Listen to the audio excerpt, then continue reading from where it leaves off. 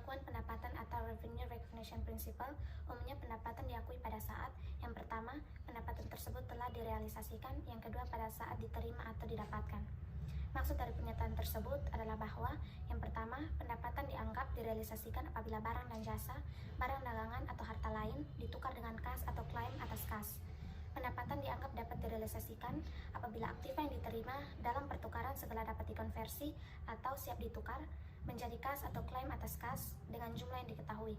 Yang kedua, pendapatan dianggap dihasilkan atau earn apabila entitas bersangkutan pada hakikatnya telah menyelesaikan apa yang seharusnya dilakukan untuk mendapat hak atas manfaat yang dimiliki oleh pendapatan itu, yakni apabila proses menghasilkan laba telah selesai atau sebenarnya telah selesai. 4 transaksi pendapatan yang sudah diakui dalam prinsip ini. Yang pertama, perusahaan mengakui pendapatan dari penjualan produk diakui pada tanggal penjualan yang biasanya diinterpretasikan sebagai tanggal penyerahan pada pelanggan. Yang kedua, perusahaan mengakui pendapatan dari pemberian jasa diakui ketika jasa-jasa itu telah dilaksanakan dan dapat ditagih. Yang ketiga, perusahaan mengakui pendapatan dari mengizinkan pihak lain untuk menggunakan aktiva perusahaan seperti bunga, sewa, dan royalti diakui sesuai dengan berlakunya waktu atau ketika aktiva itu digunakan. Yang keempat, perusahaan mengakui pendapatan dari penjualan aktiva selain produk diakui pada tanggal penjualan. Pengakuan pendapatan yang sering dilakukan perusahaan menurut Kieso dan yang lainnya terdiri dari yang pertama, pengakuan pendapatan pada saat penjualan atau penyerahan. Yang kedua, pengakuan pendapatan sebelum penyerahan. Yang ketiga, pengakuan pendapatan setelah penjualan atau penyerahan. Yang keempat, pengakuan pendapatan untuk transaksi penjualan khusus waralaba dan konsinyasi. Yang berikutnya, masalah akuntansi untuk pengakuan pendapatan pada saat penjualan atau point of sale. Pendapatan dari kegiatan fabrikasi serta penjualan biasanya diakui pada saat penjualan atau point of sale, yang biasanya berarti terjadi penyerahan. Namun ada 3 kondisi yang bisa memunculkan persoalan, yaitu yang pertama, penjualan dengan perjanjian beli kembali.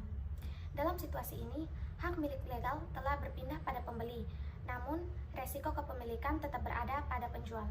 Untuk itu, jika terjadi perjanjian beli kembali, dengan harga tertentu dan harga tersebut dapat menutupi semua biaya persediaan, ditambah biaya kepemilikan yang terkait, maka persediaan dan kewajiban yang terkait itu tetap ada dalam pembukuan penjualan, dengan kata lain tidak terjadi penjualan. Yang kedua, penjualan dengan hak retur. Perlakuan akuntansi untuk situasi seperti ini sebenarnya normal. Namun jika tingkat retur tinggi, maka perlu dilakukan penundaan pelaporan penjualan sampai hak retur habis masa berlakunya. Untuk itu, terdapat 3 metode pengakuan pendapatan alternatif jika penjual mengalami situasi ini, yaitu yang pertama, tidak mencatat penjualan sampai seluruh hak retur habis masa berlakunya. Yang kedua, mencatat penjualan tetapi mengurangi penjualan dengan estimasi retur di masa depan. Yang ketiga, mencatat penjualan serta memperhitungkan retur pada saat terjadi penjualan. FASB menyimpulkan bahwa bila suatu perusahaan memasarkan produknya tapi memberikan pembeli hak untuk mengembalikan produk itu, maka pendapatan dari penjualan ini akan diakui pada saat penjualan hanyalah saat seluruh dari 6 keadaan berikut ini terpenuhi. Yang pertama, harga penjual kepada pembeli relatif tetap atau fix atau dapat ditentukan pada tanggal penjualan. Yang kedua, pembeli sudah membayar penjual atau pembeli berkewajiban untuk membayar penjual dan kewajiban itu tidak bergantung pada penjualan kembali produk tersebut. Yang ketiga, kewajiban pembeli pada penjual tidak akan berubah apabila terjadi pencurian atau kerusakan atau rusaknya fisik produk. Yang keempat, pembeli yang memperoleh produk untuk dijual kembali memiliki substansi ekonomi yang terpisah dari yang diberikan oleh penjual. Yang kelima, penjual tidak memiliki kewajiban yang signifikan atas kinerja masa depan yang secara langsung menyebabkan penjualan kembali produk itu oleh pembeli. Dan yang terakhir, jumlah retur di masa depan dapat diestimasi secara layak. Yang ketiga, trade loading dan channel stuffing. Trade loading dan channel stuffing merupakan praktik yang gila, licik, dan tidak ekonomis. Melalui praktik ini, pabrikan membujuk pelanggan mereka untuk membeli produk daripada yang bisa mereka jual kembali dengan cepat. Atau dengan kata lain, mencatat pembukuan hari ini untuk pendapatan yang akan datang. Selanjutnya, saya akan menjelaskan tentang metode presentasi penyelesaian untuk kontrak jangka panjang atau percentage of completion. Metode pengakuan pendapatan dengan persentase penyelesaian adalah metode pengakuan yang biasanya digunakan oleh perusahaan yang memiliki kontrak jangka panjang di mana jangka waktu lebih dari 1 periode akuntansi.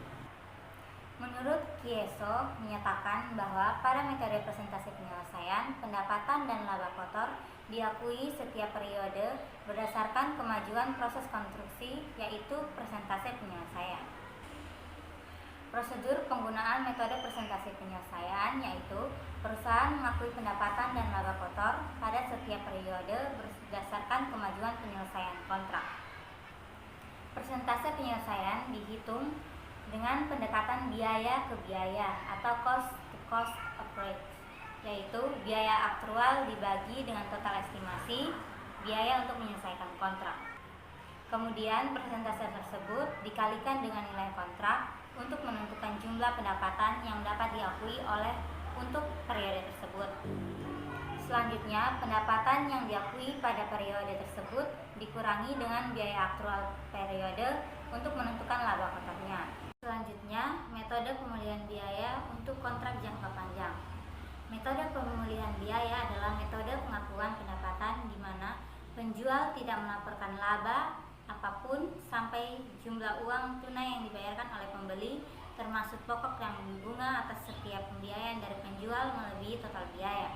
Metode ini umum digunakan untuk pengakuan pendapatan yang berasal dari penjualan angsuran dan digunakan ketika kolektibilitas pendapatan sangat tidak pasti. Dalam metode pemilihan biaya, tidak ada laba yang diakui sampai pembayaran kas oleh pembeli melebihi harga pokok barang dagang yang dijual bagi penjual. Setelah seluruh biaya dipulihkan, setiap penagihan kas tambahan dimasukkan dalam laba. Laporan laba rugi untuk periode penjualan melaporkan pendapatan penjualan, harga pokok penjualan, serta laba kotor baik jumlah yang diakui selama periode berjalan maupun jumlah yang ditangguhkan. Laba kotor yang ditangguhkan dikurangkan dari piutang terkait dengan neraca. Laporan laba rugi selanjutnya melaporkan laba kotor sebagai pos pendapatan terpisah apabila laba kotor diakui pada saat penghasilan. Yang kelima, akuntansi yang tepat untuk kerugian jangka panjang. Kontrak konstruksi diklasifikasikan sebagai kontrak biaya plus dan kontrak harga tetap. Kontrak biaya plus adalah kontrak konstruksi yang mana kontraktor mendapatkan penggantian untuk biaya-biaya yang telah diizinkan atau telah ditentukan, ditambah imbalan dengan persentase terhadap biaya atau imbalan tetap. Yang berikut kontrak harga tetap adalah kontrak konstruksi dengan syarat bahwa kontraktor telah menyetujui nilai kontrak yang telah ditentukan atau tarif tetap yang telah ditentukan per unit output yang dalam beberapa hal tunduk pada ketentuan kenaikan biaya. Yang pertama adalah metode akuntansi kontrak konstruksi. PSAK nomor 34 revisi 2010 menyatakan kontrak konstruksi mengatur perlakuan akuntansi, pendapatan, dan biaya yang berhubungan dengan kontrak konstruksi. Yang pertama, pendapatan kontrak. Pendapatan kontrak terdiri dari yang pertama, nilai pendapatan semula yang disetujui dalam kontrak. Yang kedua, penyimpangan dalam pekerjaan kontrak, klaim, dan pembayaran insentif yang dibagi lagi menjadi yang pertama. Sepanjang hal ini memungkinkan untuk menghasilkan pendapatan dan dapat diukur secara andal. Yang berikut adalah biaya kontrak. Biaya suatu kontrak konstruksi terdiri dari yang pertama, biaya yang berhubungan langsung dengan kontrak tertentu. Yang kedua, biaya yang dapat diatribusikan pada aktivitas kontrak secara umum dan dapat dialokasikan pada kontrak tersebut. Dan yang ketiga adalah biaya lain yang secara spesifik dapat ditagihkan ke pelanggan sesuai isi kontrak. Yang berikut pengakuan pendapatan dan beban kontrak.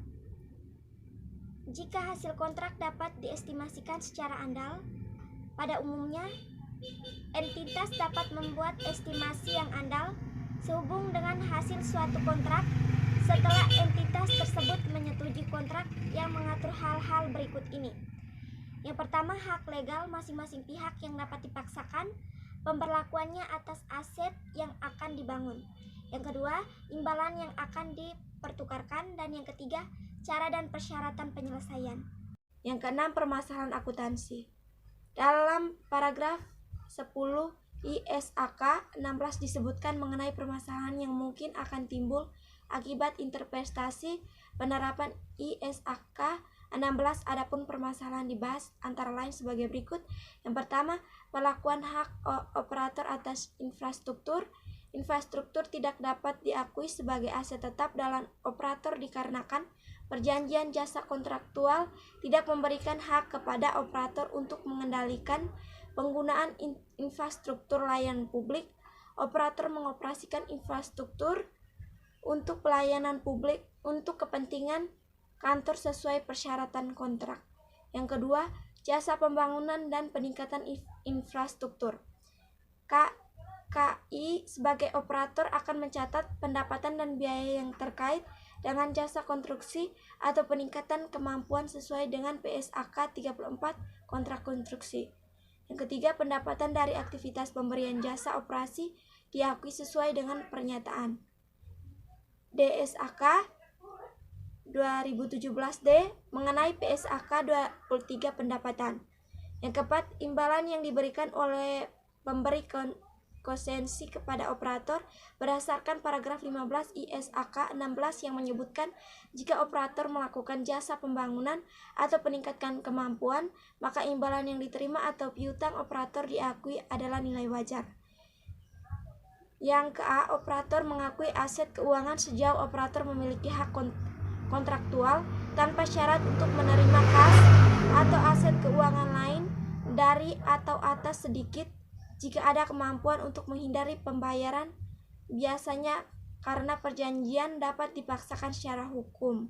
Dibagi menjadi yang pertama, jumlah yang ditetapkan atau ditentukan. Yang kedua, kekurangan jika ada antara jumlah yang diterima dari pengguna layanan publik dan jumlah yang ditetapkan atau ditentukan, walaupun jika pembayaran tergantung pada apakah operator telah memastikan infrastruktur memenuhi persyaratan kualitas atau estimasi yang ditentukan.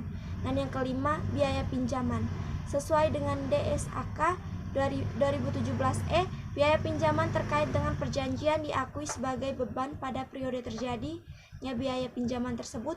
Dalam hal operator menerima aset tidak berwujud, maka biaya pinjaman dikapitalis selama periode konstruksi. Selanjutnya saya akan menjelaskan mengenai akuntansi yang tepat untuk kontrak berjangka atau perjanjian berjangka. Jadi di sini kontrak berjangka dalam dunia keuangan merupakan suatu kontrak standar yang diperdagangkan dalam bursa berjangka untuk membeli atau menjual suatu aset acuan dari instrumen keuangan pada suatu tanggal di masa yang akan datang dengan harga tertentu.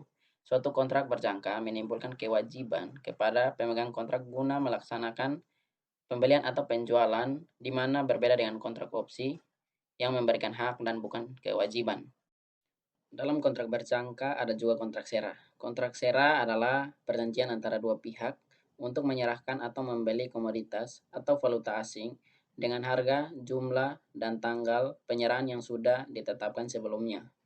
Kontrak berjangka dan kontrak sera, keduanya adalah kontrak yang memperjanjikan penyerahan suatu komoditas pada tanggal yang akan datang dengan harga yang disepakati terlebih dahulu. Namun, keduanya memiliki perbedaan pada beberapa hal, yaitu yang pertama, kontrak sera hanya ditransaksikan antara pihak yang saling tahu lawan transaksinya, sedangkan kontrak berjangka ditransaksikan antara pihak yang saling tidak tahu lawan transaksinya, sehingga nilai setiap hari harus diubah atau mengalami penyesuaian atau market to market.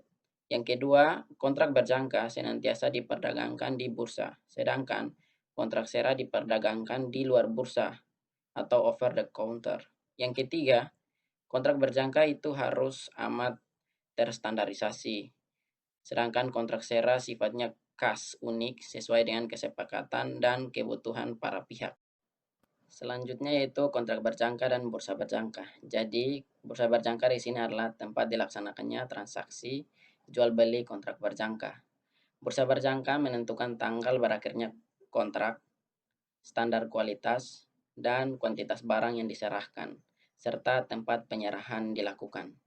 Untuk keluar dari suatu posisi dalam kontrak berjangka, cukup membeli atau menjual kontrak yang identik, tetapi yang arahnya berbeda. Bursa berjangka kemudian akan membatalkan kedua posisi itu, sehingga posisi netonya menjadi nol. Dalam bursa berjangka, terdapat banyak macam kontrak berjangka yang mencerminkan jenis yang berbeda-beda dari aset acuan yang digunakan sebagai dasar, seperti misalnya bursa berjangka komoditi, bursa berjangka valuta asing, pasar berjangka uang, bursa berjangka efek, dan pasar equity. Dalam kontrak berjangka ada juga yang disebut dengan opsi berjangka. Jadi opsi berjangka di sini terdapat dua jenis kontrak opsi, yaitu opsi beli dan opsi jual. Opsi beli memberikan hak kepada pemegang untuk membeli aset tertentu, sedangkan opsi jual memberikan hak kepada pemegangnya untuk menjual aset tertentu.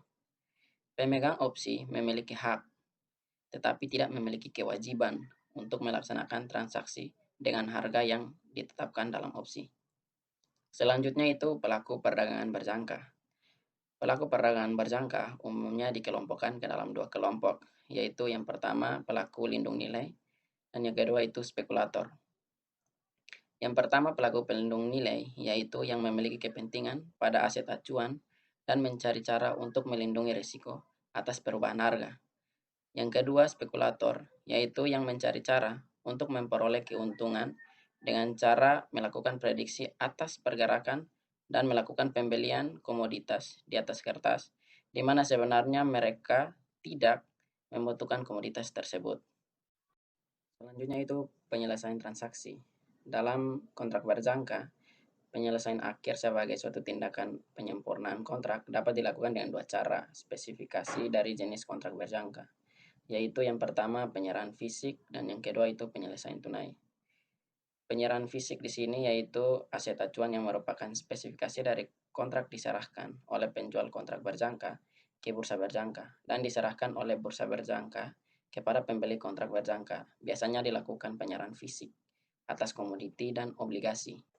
Yang kedua yaitu penyerahan tunai, yaitu pembayaran tunai yang dilakukan berdasarkan harga referensi aset acuan. Misalnya indeks suku bunga pinjaman berjangka pendek seperti Euribor atau nilai penutupan indeks harga saham. Itu kontrak berjangka di Indonesia. Di Indonesia, perdagangan berjangka dilakukan pada Bursa Berjangka Jakarta yang didirikan pada tanggal 21 November 2000 dan mulai resmi melakukan perdagangan pertamanya sejak tanggal 15 Desember 2000. Pengawasan atas kegiatan perdagangan berjangka komoditi di Indonesia dilakukan oleh Badan Pengawas Perdagangan Berjangka Komoditi atau disingkat BAPEPTI.